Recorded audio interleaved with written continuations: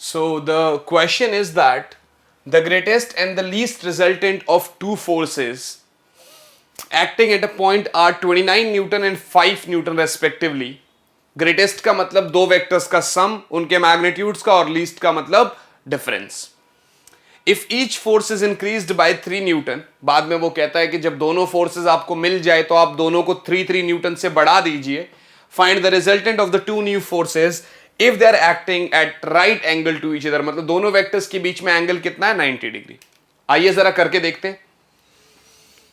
आपके पास 29 न्यूटन आ रहा है ग्रेटेस्ट. अगर मैं एक वेक्टर को a मान लूं, दूसरे को b मान लूं, तो a प्लस b कह रहा है 29 है.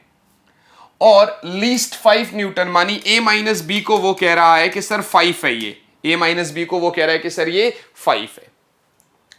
तो अगर मैं दोनों को ऐड करता हूं, add first and second, so you are going to add this, like ये हो जाएगा 29 प्लस 5. सो b से b कट गया. 2a बराबर 34, a बराबर 17. अगर a 17 है तो a प्लस b 29, तो b बराबर 29 माइनस a, और 29 माइनस 17 और 12. b आपका 12 है. b is 12, a is 17.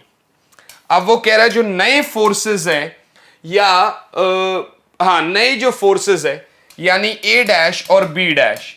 a dash है पुराने वाले में 3 ऐड कर दो, लाइक 17 में 3 ऐड कर दो, और b डैश कहता है 12 में 3 ऐड कर दो.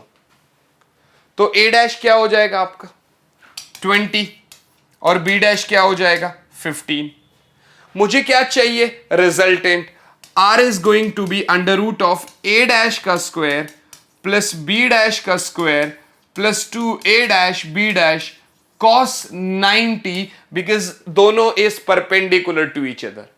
cos 90 के लिए it is going to be 0, so r is under root of 15 का स्क्वायर प्लस 20 का स्क्वायर, और I can say root of 225 plus 400 और रूट ऑफ 625 और 25 न्यूटन, और resultant is 25 Newton. And I hope this is clear to you all.